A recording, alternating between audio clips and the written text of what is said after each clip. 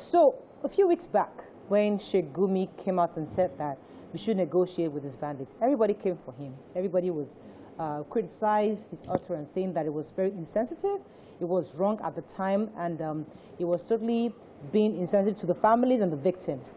However, a few weeks on, former president of Nigeria, Obasanjo, has almost echoed exactly the same thing, saying maybe it's time for us to have a conversation with these bandits, and they were preferring a few solutions.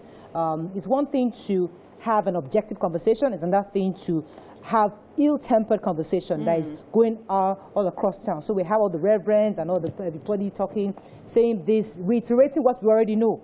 But who is really giving us solutions to these problems? And that's one of the things we wanted to see if we can highlight what these two gentlemen have said and see if Nigerians find any reason in it. And the ladies, we all have a few of the points that Sheikh Gumi and former President Obasanjo had said, and I'd like us to touch a few points. One that stuck out for me was saying when he said that there has to be a common policy across the nation, because you can't have one or two states negotiating and mollycoddling of the criminals, while another one is shooting them and saying no negotiation. So one state cannot be saying, I want to have a conversation, and that state cannot be saying, I'm going to shoot you down. So there has to be that uniform approach to deal with these insurgency across the board. So the one that really stuck to me is about education being the main key to solving the problem. Right. And he says that in the long run, education is the key, but we must start now. The 14 million children that should be in school and are out of school must be put in school with local authorities, state governments, and federal government working together. Just to add to that, it also says it's identified that most of the issues are micro-ethnic conflicts between Fulanis and host communities. And so because of that, they understand that many people have to be educated.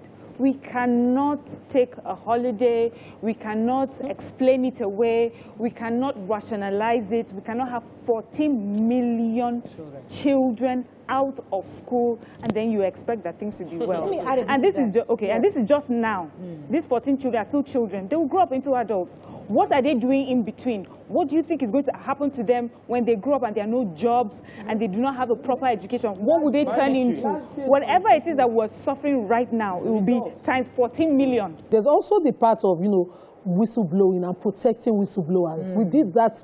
So it was one solution taken at the time, but they didn't protect them. And so, in fact, payment for the part of the economic, fraud and all those crimes were not followed up. So we saw that reduce as well. Another issue that I wanted to raise before was on the issue of intelligence, that the federal government must be proactive, secure, necessary, and update intelligence to deal with organized crime. And before you've talked about common policy. Now, when it comes to the intelligence gathering process, how accessible are our government officials with dealing with this insecurity? We had the Ààrẹ Ọ̀nà Kakanfò, Iba Gani Adams, who said that he has said over and over again, he knows some of the hideouts of people within the Southwest and that he's in talks with other people, but he hasn't gotten a direct communication with the stakeholders within the state. So similarly, we have other people that are willing to talk, but that are unwilling because they don't even have access.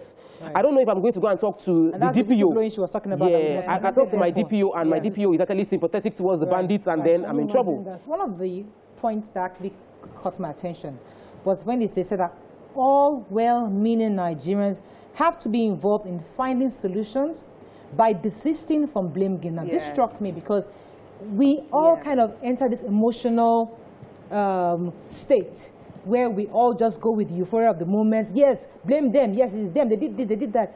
Yes, we are all angry. Nigerians are upset. Everybody's upset. Nobody's happy that their family is being kidnapped. But in your anger, somebody has to be sane enough to find a solution. Somebody has to be reasonable enough. If not, we can all be angry for the next 50 years and be blaming, go abroad, do this, do that, shout here, scream that. But then we that live here will still continue to go. So Nigerians also, citizens must take responsibility in the way we say things. Yes, we are angry with them. Yes, we blame them. But at some point, we have to come back to the table to have a conversation.